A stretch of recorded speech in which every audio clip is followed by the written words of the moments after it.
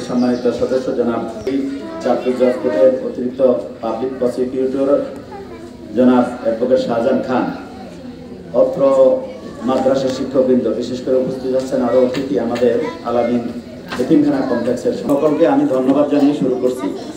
লম্বা কথা বলার সুযোগ নাই, আমাদেরও ব্যস্ততা আছে, তোমরাও অপেক্ষা আছো পুরস্কার নিতে, তাই না? তো তোমরা সবাই ভালো আছো? আমার কথা শুনতে পারবে তোমরা? আমার কথা মনোযোগ দিয়ে শুনবা কে কে? দেখি আত্মলতা থেকে সবাই কথা শুনবে। যে ধন্যবাদ তোমাদেরকে, শুকরান জাযাকাল্লাহ। ঠিক আছে, এই যে ফার্স্ট নেম তো আলহামদুলিল্লাহ আমি কোরআন থেকে একখানা আয়াত তেলাওয়াত করি, দেখি তোমরা বলতে পারো না? বিসমিল্লাহির রহমানির রহিম। ইকরা বিসমি রাব্বিকাল্লাযী। কোন সূরা এটা? কোন সূরা? সূরা আলাকের প্রথম আয়াত। এই আয়াতটা কোথায় নাযিল হয়েছে? মক্কা, হেরা পর্বতের গুহায়। হেরা পর্বতের এই সূরাটার প্রথম এই আয়াতগুলি নাযিল হয়েছে। এটা হলো কোরআনের প্রথম আয়াত। কোরআনের ইকরা মানে কি? পড়ো। তাও জানো আলহামদুলিল্লাহ, তোমরা তো দেখা যায় অনেকটুকু অগ্রসর হয়েছো। ইকরা মানে কি? পড়ো। পড়ো মানে জ্ঞান অর্জন করো। পড়ার মূল উদ্দেশ্য কি তাইলে তোমরা বুঝছো নাকি? পড়ার মূল উদ্দেশ্য হলো জ্ঞান অর্জন করা, নিজকে জানা, নিজের পরিচয় জানা, নিজের দায়িত্ব সম্পর্কে জানা, এবং আমরা কি জন্য দুনিয়াতে আসছি, আমাদের পরকালে কি করণীয়, আমরা কোথায় যাব, আমাদের মূল ঠিকানা কোথায়, এইসব লেখাপড়া করার মূল উদ্দেশ্য। কি বলো তোমরা?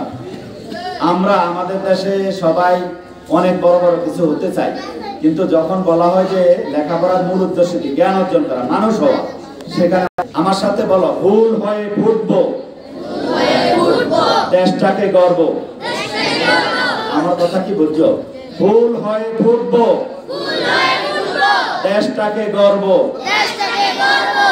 পারবো ইনশাআল্লাহ আমরা? আচ্ছা দেখি তোমাদের মধ্যে বড় হয় লেখাপড়া শেষ করে দেশের একজন বড় আলেম হইতে চাও কে? একটু হাত তোলো তো দেখি। এবার বলো, আলেমের মধ্যে আবার যারা প্রতিবল্প হবে, এবার হাত নামাও। শিক্ষক হবে কে কে? শিক্ষক হবে এরা না? আচ্ছা বলো, ডিসিএসপি হবে কে কে? ডিসিএসপি? তাও তো দেখছো অনেক সংখ্যা আছে তোমাদের। আচ্ছা তাও হইতেছে, মাশাআল্লাহ মাশাআল্লাহ অনেক। এবার হাত নামাও। আমাদের এখানে অনেক সাংবাদিক আছে, অনেকে সাংবাদিক হইতে চায়, তাইলে আমি বুঝতে পারছি যে তোমরা আসলে অনেক কিছু হইতে চাও। তোমাদের হওয়ার জন্য এখন যেটা বেশি জরুরি সেটা হলো মনোযোগ দিয়ে লেখাপড়া করতে হবে। লেখাপড়ার অংশ হিসাবে খেলাধুলা, সুস্থ দেহ সুস্থ মন। লেখাপড়ার সাথে সাথে দেহকে মনকে সজীব সতেজ রাখার জন্য খেলাধুলার কোনো বিকল্প নাই। কাজে এই খেলাধুলা আজকে এই আয়োজনে পুরস্কার বিতরণ অনুষ্ঠানের তোমরা যারা ধন্যবাদ জানাই, যারা পাও নাই পুরস্কার তাদেরকে ডাবল ধন্যবাদ জানাই। তারা যদি অংশগ্রহণ না করতাম তাইলে ওরা বিজয়ী হইতো না। আমাদের মায়েরা, আমাদের অভিভাবকরা যারা আছেন, মাদ্রাসায় আমরা আমাদের সন্তানকে দিয়েছি। আমারও এক সন্তান মাদ্রাসায় পড়ে, আলিম প্রথম বর্ষে লেখাপড়া করে। তো বলছে এখান থেকে অষ্টম শ্রেণী পর্যন্ত পড়ে গেছে, আব্দুল্লাহ তাসনিম। তো বলছিলাম যে মাদ্রাসায় পড়ার কারণে একের ভিতরে পাস। কয়টা? একের ভিতরে। স্কুল কলেজে একের ভিতরে হয়ে যায়, কিন্তু মাদ্রাসায় একের ভিতরে কত আছে? 5 আছে। এখানে মাদ্রাসায় লেখাপড়া করার কারণে আমরা ইসলাম জানবো, ঠিক না?